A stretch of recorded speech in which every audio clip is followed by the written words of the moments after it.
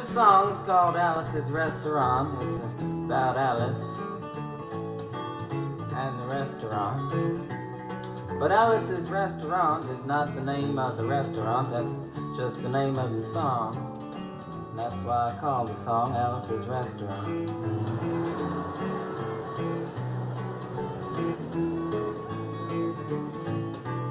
You can get anything you want at Alice's Restaurant. You can get anything you want at Alice's Restaurant. Walk right in, it's around the back, just a half a mile from the railroad track. And you can get anything you want at Alice's Restaurant. Now it all started 2 Thanksgivings ago. It was on 2 years ago on Thanksgiving when my friend and I went up to visit Alice at the restaurant. But Alice doesn't live in the restaurant. She lives in the church nearby the restaurant in the bell tower with her husband Ray and Facha the dog. And living in the bell tower like that, they got a lot of room downstairs where the pews used to be. And having all that room, seeing as how they took out all the pews, they decided that they didn't have to take out their garbage for a long time. We got up there, we found all the garbage in there, and we decided it'd be a friendly gesture for us to take the garbage down to the city dump. So we took the half a ton of garbage, put it in the back of a red VW microbus, took shovels and rakes and implements of destruction, and headed on toward the city dump. Well, we got there, and there's a big sign and a chain across the dump saying closed on Thanksgiving, and we had never heard of a dump closed on Thanksgiving before, and with tears in our eyes, we drove off into the sunset looking for another place to put the garbage. We didn't find one till we came to a side road, and off the side of the side road was another 15-foot cliff, and at the bottom of the cliff was another pile of garbage. And we decided that one big pile is better than 2 little piles, and rather than bring that one up, we decided to throw ours down. That's what we did. Drove back to the church, had a Thanksgiving dinner that couldn't be beat, went to sleep and didn't get up until the next morning when we got a phone call from Officer Obie.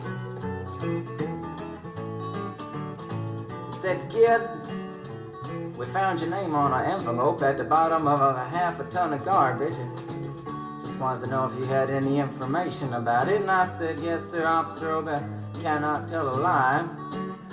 I put that envelope under that garbage."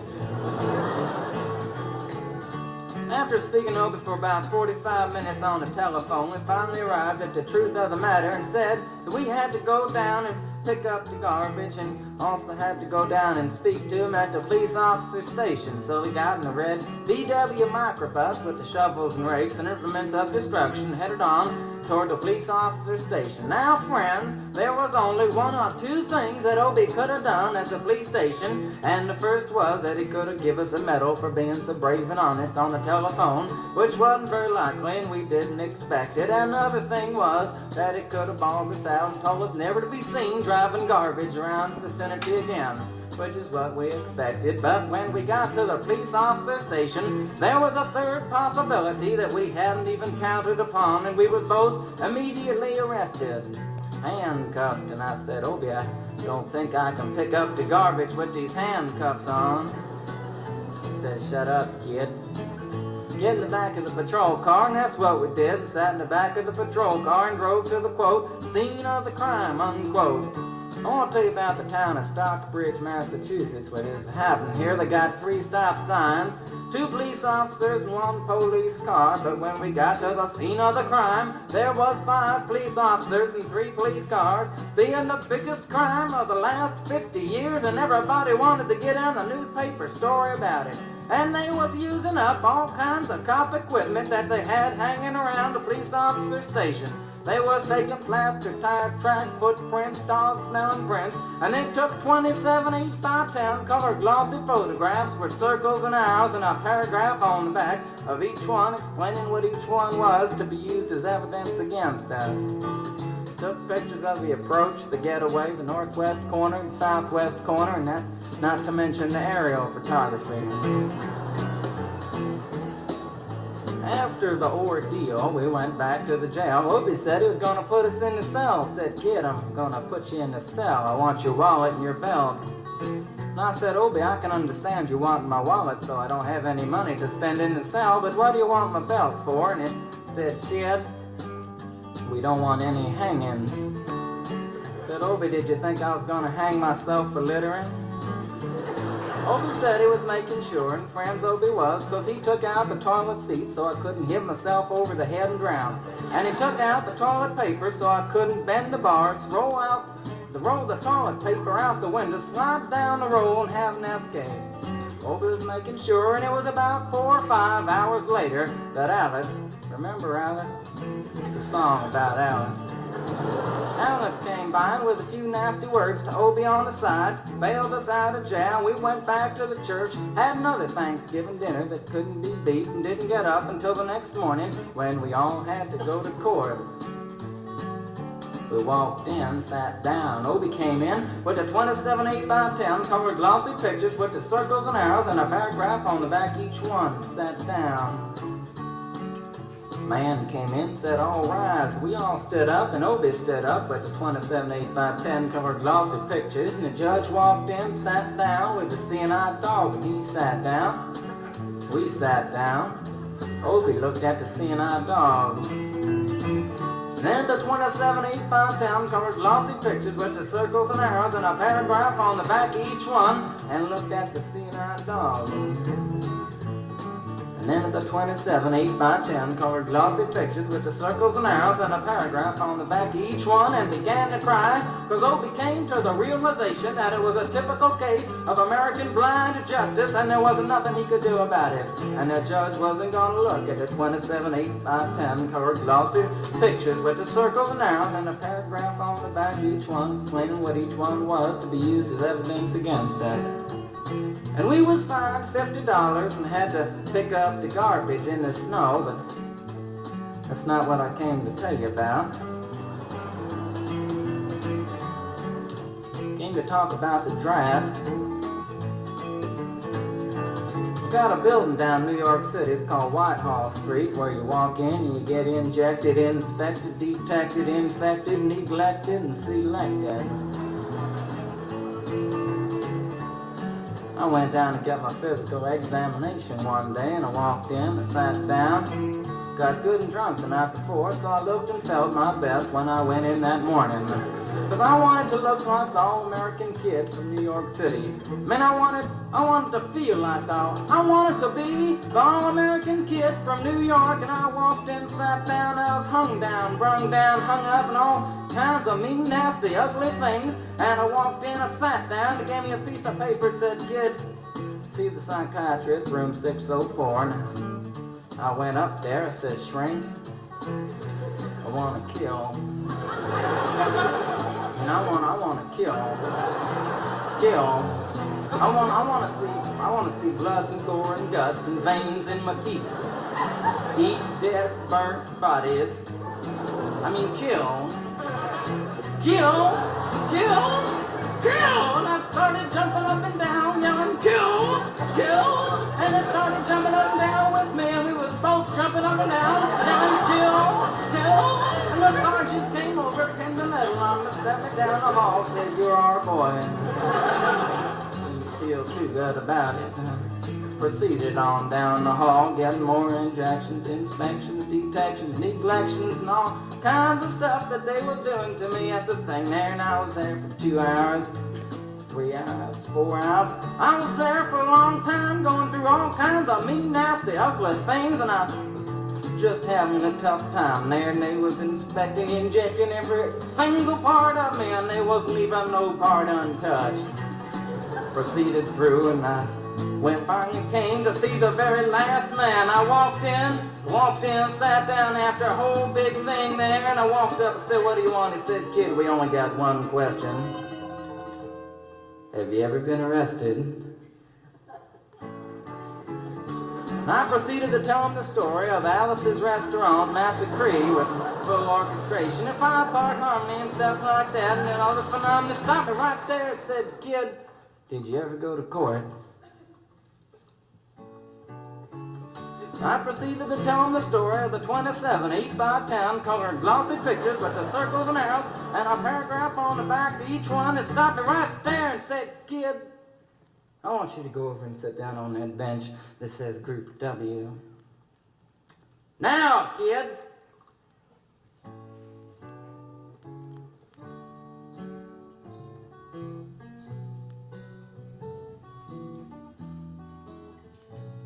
And I walked over to the bench there, and there's Group W's where they put you if you may not be moral enough to join the army after committing your special crime. And there was all kinds of mean, nasty, ugly-looking people on the bench there.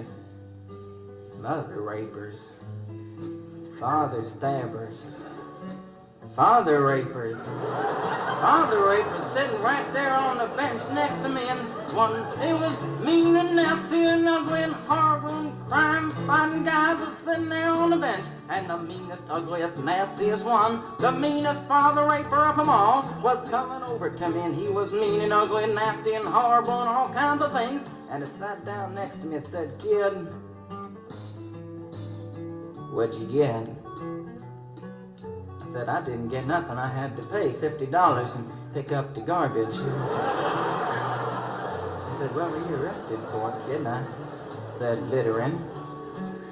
And they all moved away from me on the bench there, and Harry Eyeball and all kinds of mean, nasty things, till I said, "And creating a nuisance." And they all came back, shook my hand, and we had a great time on the bench talking about crime, mother stabbing, father rape, and all kinds of groovy things that we was talking about on the bench.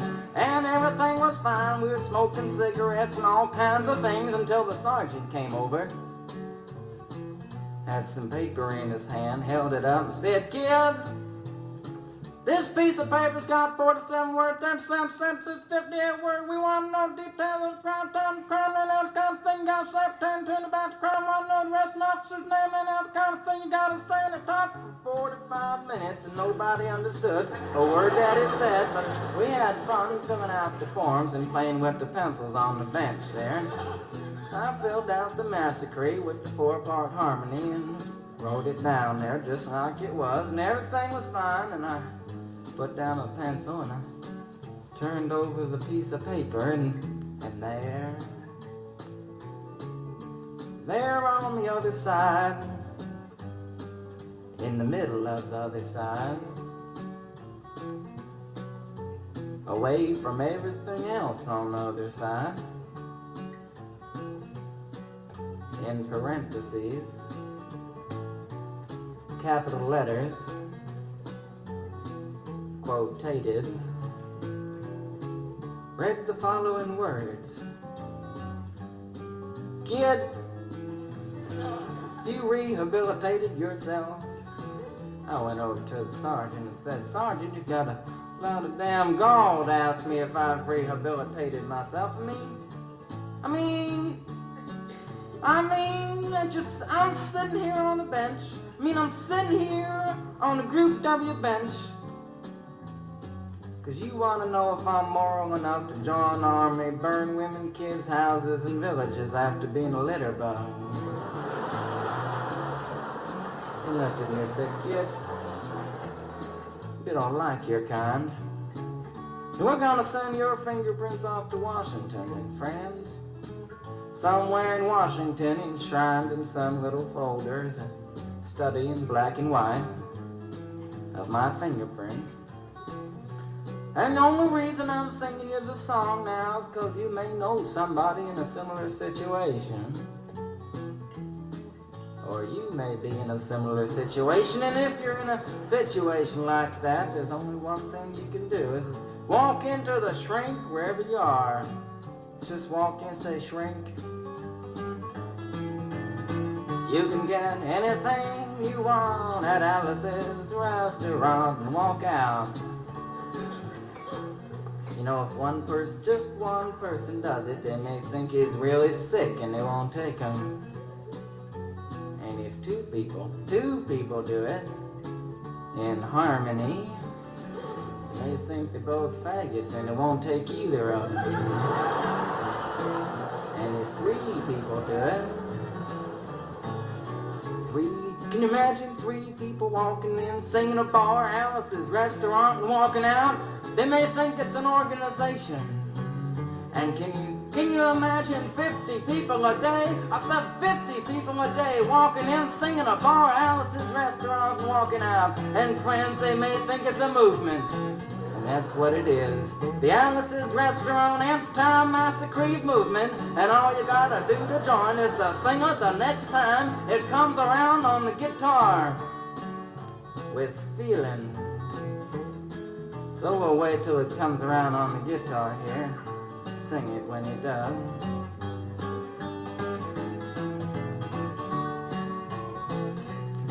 Here it comes. You can get anything you want at Alice's Restaurant. You can get anything you want at Alice's Restaurant. Walk right in, it's around the back, just a half a mile from the railroad track. You can get anything you want at Alice's Restaurant. That was horrible. You want to end war and stuff, you gotta sing loud. You could put a lot. I've been singing the song now for 25 minutes. I could sing it for another 25 minutes. I'm not proud. Or tired. So we'll wait till it comes around again, and this time with 4-part harmony and feeling. We're just waiting for it to come around is what we're doing.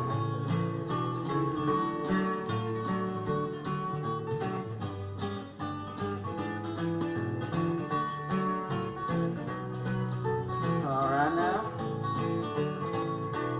You can get anything you want at Alice's Restaurant, excepting Alice. You can get anything you want at Alice's Restaurant. So walk right in, it's around the back, just a half a mile from the railroad track. And you can get anything you want at Alice's Restaurant. Da-da-da-da-da-da-da, at Alice's Restaurant.